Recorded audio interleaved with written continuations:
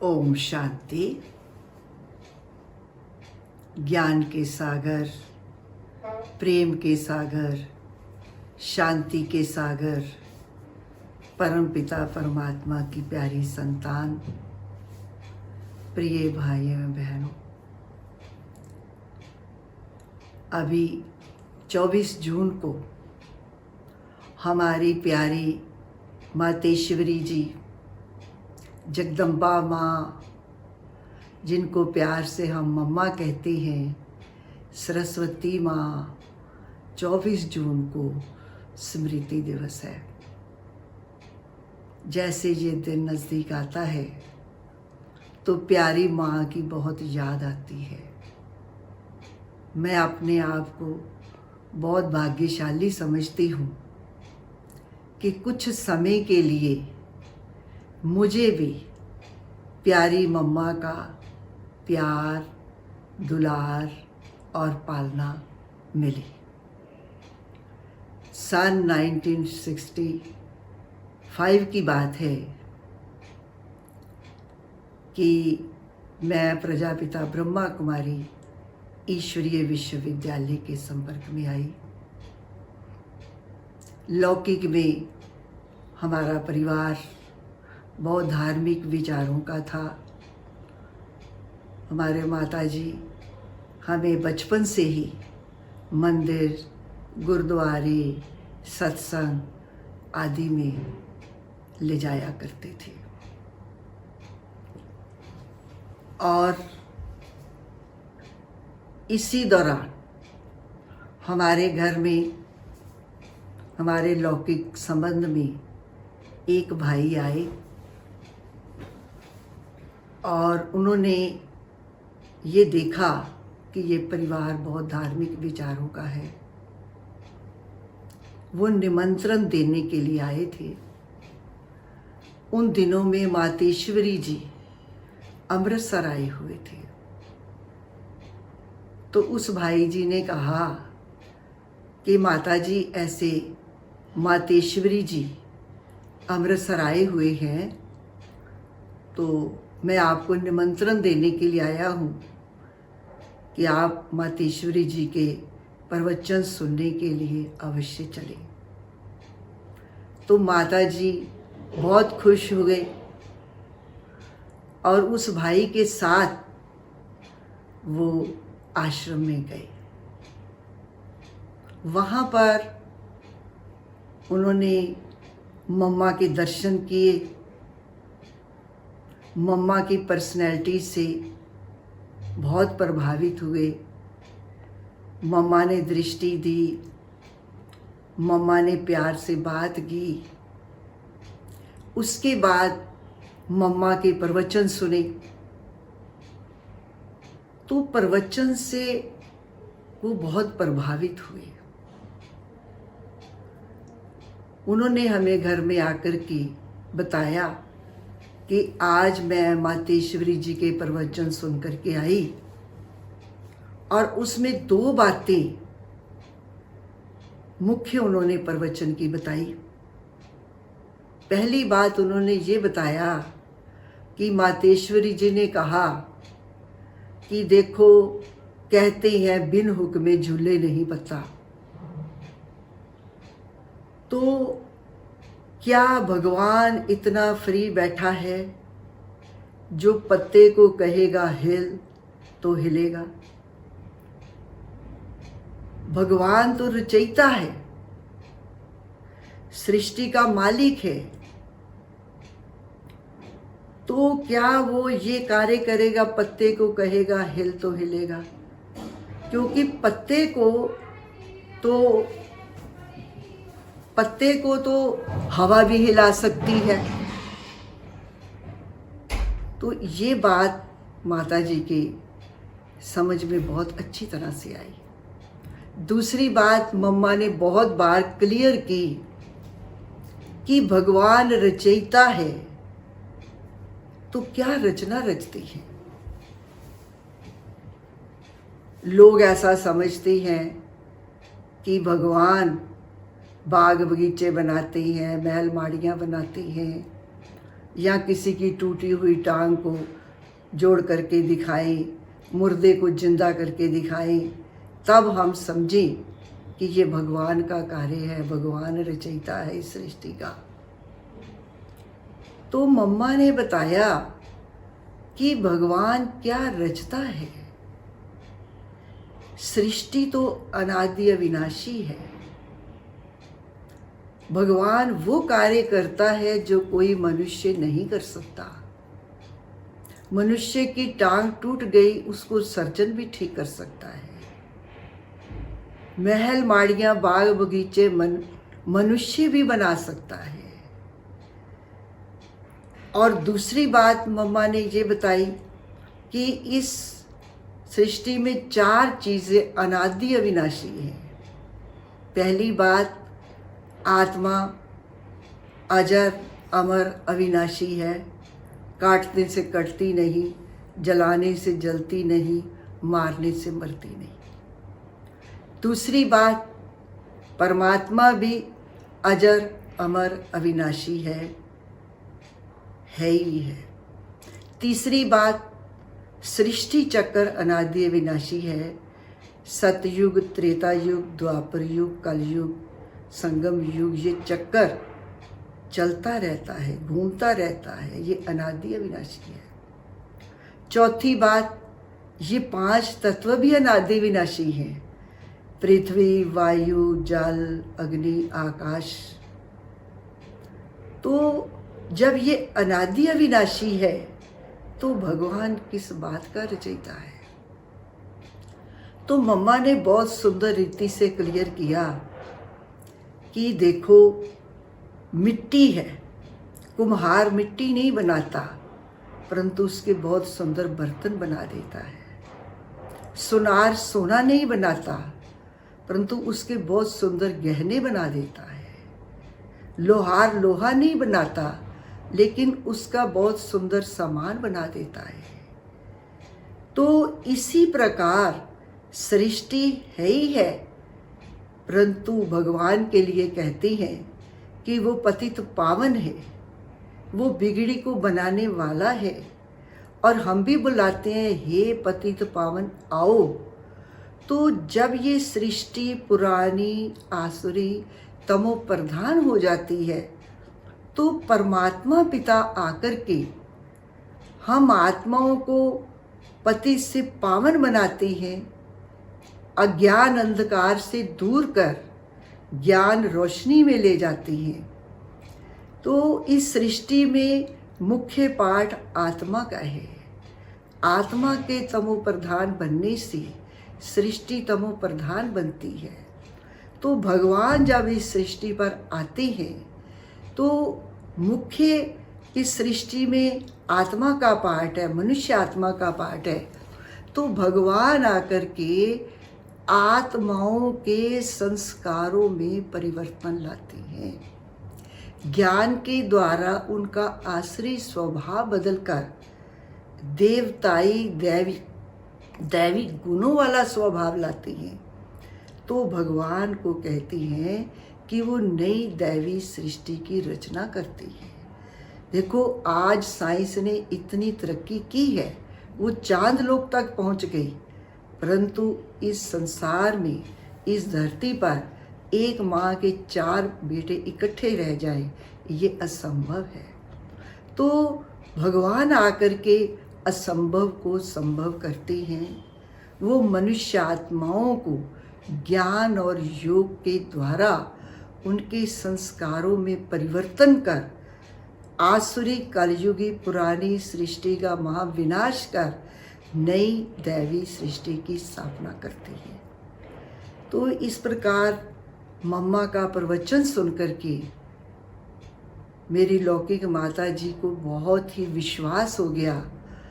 और मम्मा का जो पर्सनैलिटी थी, मम्मा का बोलचाल था, मम्मा का प्यार था, मम्मा ने प्रसाद दिया, तो माता जी का सीधा उस पिता परमात्मा से संबंध जुटा और उन्होंने ज्ञान को समझा और बहुत समय ज्ञान में चले। फिर एक दिन, कुछ दिनों के बाद मुझे कहते कि चलो मैं आपको ब्रह्मा कुमारियों के दर्शन करा करके लाती हूँ। तो मैंने कहा ठीक है। तो मैं माता जी के साथ ब्रह्मा कुमारी आश्रम में गई और वहाँ पर मुझे 2 बहनें मिली और उन्होंने बहुत प्यार दिया और मुझे प्रेरणा दी कि प्रेम तुम 7 दिन का कोर्स करो। तो मैंने कहा ठीक है। तो फिर मैंने 7 दिन का कोर्स किया। बहनों का प्यार, बहनों की जीवन और बाबा का ज्ञान मेरी बुद्धि में बैठा। तीसरे दिन मुझे चंद्रमणि दीदी मिले और उन्होंने मुझे पूछा कि प्रेम तुम दृष्टि लेकर योग करती हो? तो मैंने कहा मुझे तो मालूम नहीं। फिर उन्होंने कहा अच्छा तुम बैठो, मैं तुम्हें दृष्टि देती हूँ, तो मेरे मस्तक की तरफ देखो, तो आप फिर उस परमात्मा को याद करना। तो वो घड़ी मेरे लिए बहुत भाग्यशाली थी, मेरा भाग्य जगाने वाली थी। दीदी सामने बैठी और उन्होंने मुझे दृष्टि दी और मुझे दीदी दिखाई नहीं दी, मुझे लाइट ही लाइट दिखाई दी। और मुझे ऐसे महसूस हुआ कि जो मेरी आत्मा की चाहना है कि मुझे शांति चाहिए और मुझे श्रेष्ठ जीवन बनाना है, वो यहाँ पर पूरी होगी। फिर कुछ दिनों के बाद मुझे दीदी ने कहा कि ऐसे मम्मा को हम सब पत्र लिखते हैं, बाबा को पत्र लिखते हैं, तो आप भी पत्र लिखो। तो मैं मम्मा को पत्र लिखा, बाबा को भी लिखते थे। तो मम्मा को जब हम पत्र लिखते थे तो मम्मा के पत्र का हमारे को जवाब आता था, उसमें हमारा नाम आता था, तो बहुत खुशी होती थी। और फिर थोड़े दिनों बाद पार्टी के साथ मेरा मधुबन में जाना हुआ। तो उन दिनों में मम्मा और बाबा दोनों मधुबन में थे और ये जून 1965 की बात है कि मम्मा उन दिनों में थोड़ी तबीयत ठीक नहीं थी, लेकिन फिर भी मम्मा से हमारे को बहुत मिलने का गोल्डन चांस मिला। बाबा रोज़ हिस्ट्री हॉल में मुरली चलाते थे और मुरली के बाद लगभग रोज़ बाबा मुरली के बाद ये अनाउंस करते थे कि मम्मा बच्चों को टोली खिलाएगी। तो हम सब लाइन लगा करके मम्मा के कमरे में जाते थे और बाबा साथ में मम्मा के बेड के साथ कुर्सी पर बैठते थे और मम्मा दृष्टि देते थे। मम्मा की जो ब्राह्मणी जमुना दादी थी वो मम्मा के हाथ में टोली रखती थी और ऐसे लाइनवार सब बच्चे आते थे और मम्मा बहुत प्यार भरी दृष्टि दे कर के टोली अपने हाथों से देती थी। उसके बाद बाबा दृष्टि देते थे। तो उन दिनों में बगीचे में जहाँ बाबा की झोंपड़ी है, बहुत ढेर अंगूर लगे हुए थे और बाबा ने अनाउंस किया कि आज मम्मा बच्चों को अंगूर खिलाएगी। तो ऐसे ही क्लास के बाद सब बच्चे लाइन लगा करके मम्मा के कमरे में गए। साथ में कुर्सी बाबा की थी और जमुना दादी मम्मा के हाथों में ऐसे बहुत प्यार से अंगूर देती थी और मम्मा दृष्टि दे करके सब बच्चों को बहुत प्यार से अंगूर दे रही थी। तो मैं अपने आप को बहुत भाग्यशाली समझती हूँ कि उस लाइन में मैं भी थी और मम्मा के हाथों से मम्मा की दृष्टि लेकर के अंगूर लिए, जो कि आज दिन तक भी अंगूरों का टेस्ट ज़बान पर है। और बाबा का प्यार, मम्मा का दुलार, इतने अंगूर लगते थे कि बाबा मम्मा बहुत प्यार से सेंटर्स पर भी अंगूर भेजते थे। मुझे याद है कि ढेरों अंगूर टोकरियों में जो है वो आते थे और सब सेंटरों में जाते थे। और देखिए बाबा मम्मा का कितना प्यार, वो अंगूर माउंट आबू से चलते थे, चंडीगढ़ में आते थे चंडीगढ़ से फिर अचल दीदी एक भाई को भेजती बस के द्वारा और सब सेंटरों में अंगूर जाते और जितने भी उस समय क्लास में यज्ञवत्स होते उन सब को हम वैसे ही दृष्टि दे करके अंगूर खिलाते। तो ये एक मधुर स्मृति, जब ये दिन आता है तो मम्मा की बहुत याद आती है और मम्मा की बहुत विशेषताएं भी याद आती हैं, क्योंकि मम्मा बहुत शांत स्वभाव और मधुर भाषी थी। मुझे याद है कि जिन दिनों में अमृतसर में मम्मा आए तो एक भाई वहाँ ज्ञान में आते थे, लेकिन उनकी जो युगल थी वो बहुत विरोधी थी ब्रह्मा कुमारी आश्रम की। जब उनको मालूम पड़ा कि इनकी मातेश्वरी जी अमृतसर आई है तो वो 15-20 मेंबर को लेकर के मम्मा से लड़ने के लिए आई थी। तो ऐसे मम्मा अंदर रूम में बैठे हुए थे और वो 15-20 मेंबर को लेकर के आई और मम्मा से लड़ने के लिए। तो उस समय जो भाई बहन थे उन्होंने बाहर ही मम्मा को बिठाया और उनको समझा रहे थे कि ऐसे हमारी मातेश्वरी जी आई हैं तो हम आपको उनसे मिला नहीं सकते हैं, क्योंकि मालूम था वो लड़ाई करेगी और मम्मा तो इतनी ग्रेट पर्सनैलिटी है, हमारी माँ है, तो वो मम्मा से क्यों लड़े। तो थोड़ी देर के बाद ऐसे मम्मा को थोड़ा सा आभास हुआ कि जैसे बाहर कुछ बोल रहे हैं। तो मम्मा ने बहन से पूछा कि बाहर क्या हो रहा है। तो बहन ने बताया कि मम्मा ऐसे वो भाई की युगल आई है 15-20 मेंबर को लेकर के और वो कहती है कि आप मुझे अपनी मातेश्वरी जी से मिलाओ, मैं उनको ये सारा जो है सारा बताऊं। मतलब वो बहुत गुस्से में लड़ाई करना चाहती थी। तो मम्मा ने बहुत प्यार से शांति से बोला कि बच्ची को मम्मा से मिलाओ, बच्ची को ले कर के आओ। तो अब मम्मा ने कहा, तो फिर बहन ने जा कर के कहा कि मम्मा का संदेश है कि मम्मा उस बहन से मिलना चाहती है। तो मम्मा की बात को कौन टाल सकता था। तो उसको युगल को फिर मम्मा के पास लेकर के आए। तो वो जो उसकी युगल थी उसने जब मम्मा के दर्शन किए, मम्मा की पर्सनैलिटी से बहुत प्रभावित हुई और मम्मा ने उसको बिठाया। मम्मा ने कहा, ओ बच्ची क्या बात है। तो मम्मा का इतना प्यार से बोल और उस समय शांति और मम्मा की पर्सनैलिटी, मम्मा की बातचीत, वो इतना प्रभावित हुई कि वो बिल्कुल उसकी आत्मा शांत हो गई और वो भूल गई कि मैं क्या करने के लिए आई थी। मैं तो एक यहाँ पर विरोध करने के लिए, लड़ाई करने के लिए आई थी। तो मम्मा को मिल करके वो इतनी प्रभावित हुई। उसके बाद उसने कभी विरोध नहीं किया और बहुत समय ईश्वरीय विश्वविद्यालय के संपर्क में रही और मम्मा का ऐसा प्रभाव देख करके फिर उसके घर में भी लड़ाई ख़त्म हो गई। तो इस प्रकार से मम्मा इतनी शांत और मधुर भाषी थी। मम्मा से जो मिलता था, कोई भी क्रोध वाला व्यक्ति होता था, मम्मा की पर्सनैलिटी को देख कर के बिल्कुल शांत हो जाता था। और दूसरी बात आपको बताएं कि मम्मा में निर्भयता की शक्ति बहुत थी, निर्णय शक्ति बहुत थी।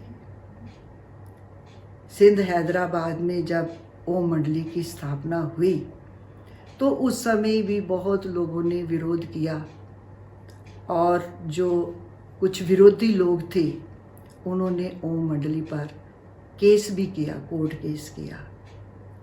अब जब समन आए तो तारीख पे जाना था, तो मम्मा को बाबा जानते थे कि इसकी बुद्धि बहुत तीक्ष्ण है और निर्भयता की शक्ति है। और उस समय मम्मा की आयु 17 वर्ष की थी जब बाबा ने मम्मा को कोर्ट में तारीख पर भेजा था। तो ये भी बहुत ही उस समय अखबारों में बहुत चर्चा हुई थी ओ मंडली की। तो मैं आपको बताती हूँ कि मम्मा जब कोर्ट में गई तो मम्मा को जब कटघरे में खड़ा किया तो जज ने प्रश्न उत्तर मम्मा से किए। सबसे पहले जज साहब ने कहा मम्मा को, मम्मा का नाम राधे था, कि राधे आप, वहाँ पर गीता थी, गीता पर हाथ रखकर कहो कि मैं भगवान को हाजिर नाजर मानकर जो बोलूँगी सच बोलूँगी। तो मम्मा ने कहा कि मैं, आप गीता पर हाथ रखकर आप जज साहब की आत्मा को हाजिर नाजर मानकर जो बोलूँगी सच बोलूँगी। तो जज साहब ने कहा कि नहीं, ये कोर्ट है, ये सत्संग नहीं है, आपको यहाँ के ऑर्डर का पालन करना होगा। तो आप फिर से कहो गीता पर हाथ रख करके कि मैं भगवान को हाजिर नाजर मानकर जो बोलूँगी सच बोलूँगी। तो ऐसे मम्मा ने गीता पर हाथ रखा और मम्मा ने फिर कहा कि मैं भगवान को तो देख नहीं रही, लेकिन मैं आप जज साहब की आत्मा को हाजिर नाजर मानकर जो बोलूँगी सच बोलूँगी। तो इस प्रकार से जब मम्मा ने कहा तो थोड़ा सा जज आवेश में भी आया और ऐसे पुलिस को इशारा भी किया। फिर जज ने दूसरा प्रश्न मम्मा से किया कि अच्छा आप ये बताइए कि सब मित्र संबंधियों के लोगों के मना करने पर आप वो मंडली में क्यों जाती हैं, क्या करने के लिए जाती हैं? तो मम्मा ने जवाब दिया कि जज साहब, आज दिन तक साधु सन्यासी महात्मा घर बार छोड़कर जंगलों में चले गए, बच्चों को यतीम बनाया और स्त्री को विधवा बनाया, उनको छोड़ करके घर बार छोड़ करके चले गए और उनसे तो पूछा नहीं गया। और हम घर से आती हैं और 2 घंटे के लिए सत्संग करने के लिए आती हैं, तो हमारे से क्यों पूछा जाता है? फिर तीसरी बात जज ने ये पूछी कि अच्छा आप ये बताइए कि ओम मंडली में जादू का सुरमा डाला जाता है, वो क्या चीज़ है? तो मम्मा ने कहा कि जज साहब, आपने सुना होगा कि गुरबानी में आता है, ज्ञान अंजन सतगुरु दिया, अज्ञान अंधेर विनाश। वो भगवान जब इस सृष्टि पर आते हैं, सतगुरु, सच्चा सतगुरु भगवान आकर के जब आत्म ज्ञान देते हैं और आत्माओं के अज्ञान अंधकार को दूर कर ज्ञान रोशनी में ले जाती हैं, तो कोई स्थूल में आँखों में ओम मंडली में सुरमा नहीं डाला जाता। ये तो ज्ञान अंजन है जिससे हमारी आत्मा अज्ञान अंधकार से दूर हो, ज्ञान रोशनी में जाती है, तीसरा नेत्र हमारा खुलता है, तभी भगवान को त्रिदेव त्रिनेत्री त्रिलोकीनाथ कहा जाता है। फिर जज ने और प्रश्न किया कि अच्छा आप ये बताइए कि दादा लेखराज के कितने बच्चे हैं? तो मम्मा ने भी बहुत शक्ति से, प्यार से, स्नेह से ये बताया कि जज साहब, हम ओम मंडली में दादा लेखराज को मिलने के लिए नहीं जाती हैं। दादा लेखराज के तन में जो परम पिता परमात्मा त्रिमूर्ति शिव की सोल प्रवेश करती है, जिसको हम पुकारते आए कि तुम मात पिता हम बालक तीरे, तुमरी कृपा ते सुख गनेरे, तो वो पिता परमात्मा की सोल जो प्रवेश होती है, वो हमारे परमात्मा पिता मात पिता हैं, हम उनको मिलने के लिए जाते हैं। तो आप ही बताएं कि परमात्मा के कितने बच्चे हैं? सारी सृष्टि उस परमात्मा की संतान है। तो इस प्रकार से जज के साथ सवाल जवाब मम्मा के हुए और जज साहब बहुत प्रभावित हुए। और उस समय फिर अखबारों में और इसमें रेडियो में बहुत समाचार पत्रों में ये आया कि ओम मंडली की ओम राधे गई और उन्होंने ये केस जीत लिया। तो इस प्रकार से कहने का भाव ये है कि मम्मा में निर्भयता की शक्ति बहुत थी। और दूसरी बात आपको बताए कि मम्मा में परखने की शक्ति बहुत थी। मैं आपको एक बात बताती हूँ कि शुरू में जब यज्ञ की स्थापना हुई तो जितनी भी हमारी बड़ी दादियाँ उस समय बहुत छोटी उम्र की थी और बहुत बड़े घरों की थी, और इनके पास जो कपड़े थे वो भी फॉरेन के थे, क्योंकि इनके जो संबंधी थे वो फॉरेन में रहते थे। तो बाबा ने तो शिव शक्ति बना करके इनको विश्व की सेवा में देश देशांतर में भेजना था। तो बाबा ने बहुत प्यार से त्याग कराया।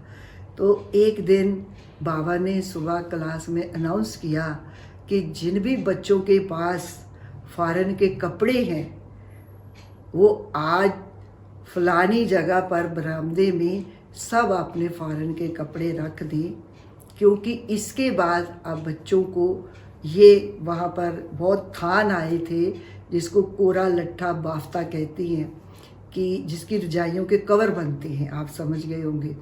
तो बाबा ने कहा कि इसके बाद बच्चों को फिर ये पहनाए जाएंगे। तो सब ने कहा ठीक है। तो शाम को क्लास होती थी, सारा दिन बीत गया और शाम को जब क्लास हुई तो बाबा ने कहा कि अच्छा, सब बच्चों ने जो बाबा ने कहा था फॉरेन के कपड़े फलानी जगह बरामदे में रख दो, तो रख दिए। तो सभी ने हाथ खड़ा किया कि हाँ हमने रख दिए। तो बाबा तो त्रिकालदर्शी थे, जाली जालनहार थे। तो बाबा ने कहा अच्छा, 2 बच्चियां जाए और सब के रूम में और अलमारी में देख कर के आए कि कोई कपड़ा रह गया होगा तो वो ले कर के वहाँ पर डाले। तो अब सबके चेहरे तो पीले हो गए कि कुछ तो, क्योंकि त्याग करना। तो बाबा ने कैसे युक्ति से बाबा मम्मा ने त्याग कराया। तो मम्मा समझ गए कि कुछ गड़बड़ है। तो मम्मा बहुत प्यार से बाबा को कहती है कि बाबा ऐसा है कि किसी का कपड़ा बाहर धूप में तार पर सूखने पड़ा होगा, रस्सी पर, किसी का अलमारी में रह गया होगा, किसी का बिस्तर के नीचे रह गया होगा। तो ऐसा करते हैं कि कल एक और चांस दे देते हैं, फिर कल शाम तक ये सारे कपड़े जो हैं वहाँ बरामदे में रख देंगे। तो बाबा भी मान गए। बाबा ने कहा ठीक है।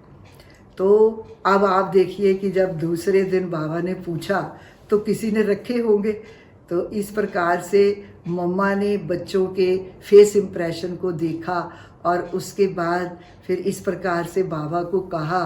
तो ये भी एक मम्मा, माँ का प्यार बच्चों के प्रति, और बाबा तो सागर थे। तो इस प्रकार से कहने का भाव ये है कि मम्मा अपने पुरुषार्थ में बहुत ही आगे थी, बहुत लगन से याद करती थी।